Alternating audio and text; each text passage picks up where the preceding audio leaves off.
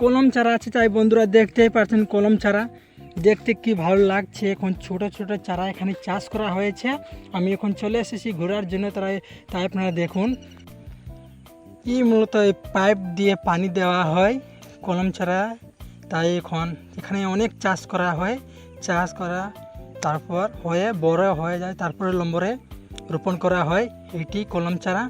তাই আপনারা দেখতে পাচ্ছেন আমি এখন চলে এসেছি চা বাগানে ঘোরার জন্য। আমাকে অনেক ভালো লাগছে, এদিকে গাছপালা আছে, তার সাথে সাথে একটি অনেক সবুজ দেখা যাচ্ছে। সবুজের মতন এখানে পশু পাখি আসা যাওয়া করে, মানুষ আসা যাওয়া করে, কাজ কাম করে এখানে।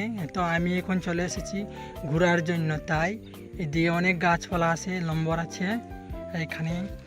তাই আপনারা দেখতেই পাচ্ছেন কি সৌন্দর্য লাগছে। এই মুহূর্তে আমি এখন চলে এসেছি।